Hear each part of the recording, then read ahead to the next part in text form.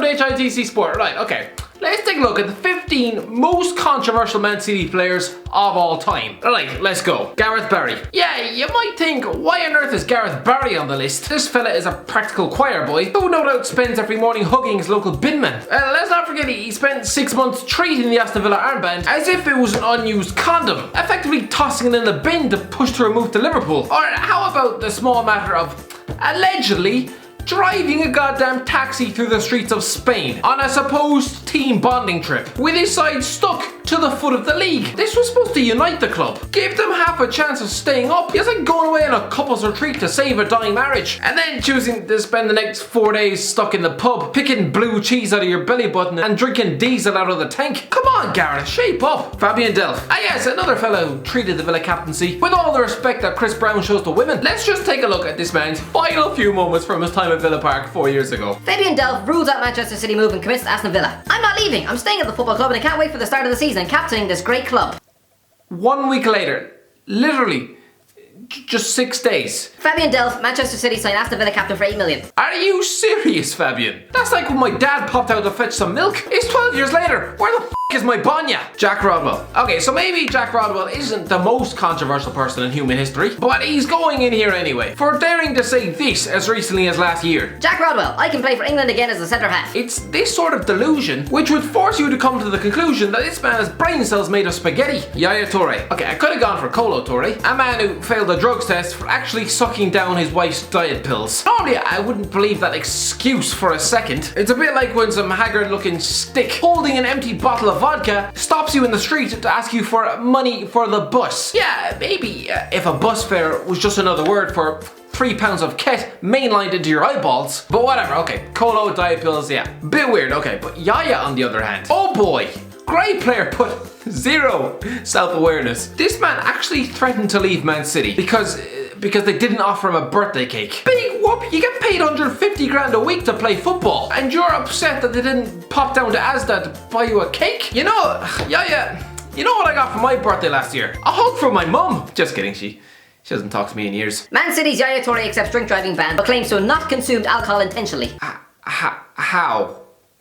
NICOLAS ANELKA. One of the few players on this list to have arrived at City prior to their financial takeover. NICOLAS ANELKA had all the talent in the world. He also had the mood swings of a hormonal teenage girl. Isn't that right, Adam? Let's go through his controversies. Right, so there was his refusal to train at Real Madrid, his falling out with multiple French managers, including one who chucked him out of a World Cup. How about his constant wishes to leave Man City for a bigger club, only to just end up in the Turkish nuthouse that was Fenerbahce? I mean, it's like threatening to leave your wife for a Playboy supermodel, and then just shack it up with some old bint off EastEnders. He's walked out of training, been banned from the Chelsea car park, and yet Marcus Alonso still gets a parking space. Oh, let's not forget that Quinnell celebration for West Brom on live global television, which is about as smart as sticking your head in a goddamn oven. JOLEON LESCOTT. Oh, don't worry, Aston Villa fans. I didn't respond to your 3 hours of criticism after a 6-0 defeat by passively aggressively tweeting a photo of my supercar. No, that was the fault of my pocket, honest. Yeah, anyone ever heard of a pocket being able to unlock a phone, access Twitter, and post a photo carefully selected from your gallery? I mean, I'll try. Nope, no third hand. Maybe a third leg, am I right?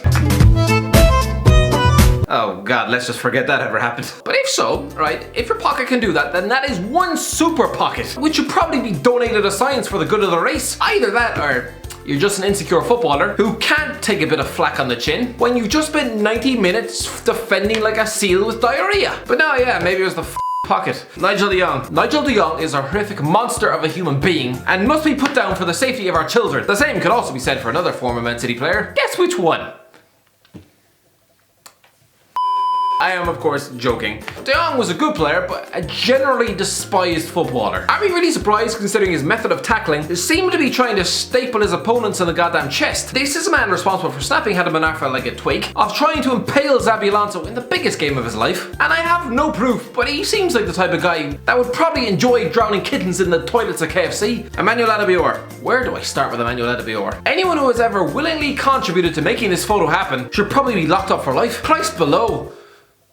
We all know that Adebayor has had a giant chip on his shoulder for the majority of his career, usually downing tools as soon as he's been awarded that fat new contract. But how about when he legged the entire football pitch to celebrate wildly in front of the Arsenal fans, mere weeks after leaving them for a club who just finished halfway down the league? Stephen Ireland. In any walk of life, people, they'll try to get out of work. It's only natural. You might invent an excuse like you're just after coming down with a head cold. You have a splitting headache. You accidentally jammed your lad in a toaster. Happens to the best of us. Why do they have to make bread so goddamn erotic? But Stephen Ireland's excuse for missing work is granny died. Oh no, not that one. She's still alive. The other one then. Again, no, she's still alive and kicking. Inventing the death of relatives to pull out of international duty. Yeah, I know he had other personal things going on in his life. Come on, I'm convinced that man just retired from international duty out of sheer embarrassment. Robinho. Neymar reminds me a lot of Robinho. Both courted by Spanish giants at a young age, both filled with undoubted talent in their feet, both swapping ambition for a bigger bank account with some terrible career decisions that ultimately have left them unfulfilled. Robinho's attitude at Man City was often embarrassing. Clearly this man couldn't be arsed with 6-hour round trips to the likes of Portsmouth and Wigan. The lad couldn't have looked less interested if he tried. I mean, it's not as if they were paying you a goddamn fortune or anything. Craig Bellamy. The list of controversies for Craig Bellamy is as long as my arm. He spent his entire career falling out with managers, getting kicked out of clubs, trying to smash his own goddamn left back with a golf club.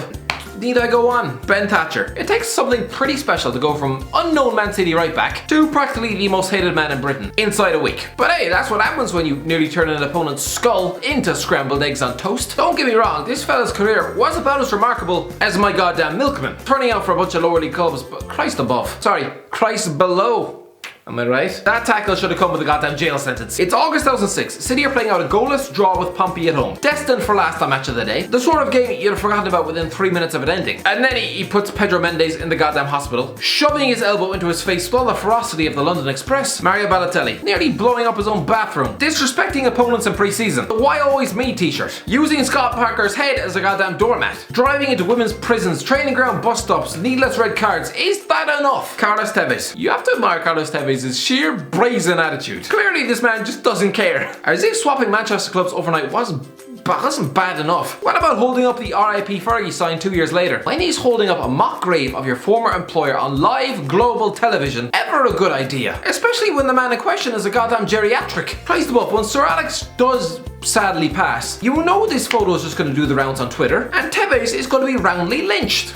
Not that he cares. What else did he do? Just the small matter of refusing to come off the bench for Man City. Football is a relatively easy job. You work very few hours for insane amounts of money. The lad has been paid £300,000 a week, and he couldn't even be bothered to tog up for 20 minutes of work. You don't want to know the sort of things I would do for 300 grand a week. Christ above, I would devour a family of rabid badgers all in one go just to get a fraction of that. Anything to stop me feasting on a daily diet of banana skins and my own goddamn socks. Like, look at these. Do you think this looks like a tasty treat? Oh, what is my life? There was the playing of golf for 6 months out the back arse of Argentina during the season, and then returning to pick up a medal. Lads, if I just downed tools, chucked the laptop in the bin, and ran away for half a year, my boss would do well not to have me drowned at sea. Definitely wouldn't reward me with a Premier League medal. He's gone on to do more infuriating things, like pocket $500,000 a week out in China, and then skip training to take the kids to Disneyland. Ah, Tevez. Joey Barton. Joey Barton is the type of guy who would probably cause a 10-man brawl in a convent. We know all about Barton. The fellow who seemingly confused his teammate's eye socket with a goddamn ashtray. Yeah, there was no confusion. The fellow also nearly turned another teammate's face into mashed potato. And that was just at Man City. Clearly he had an appetite for beating up Man City players, because he was still at it 5 years after leaving the club. When he tried to take out half of Roberto Mancini's lads out there on the Etihad pitch, I admire his bravery and ambition, but come on, Joey. We all know that Vincent Kompany would have turned your body into a ham and cheese toasty. Adam Johnson.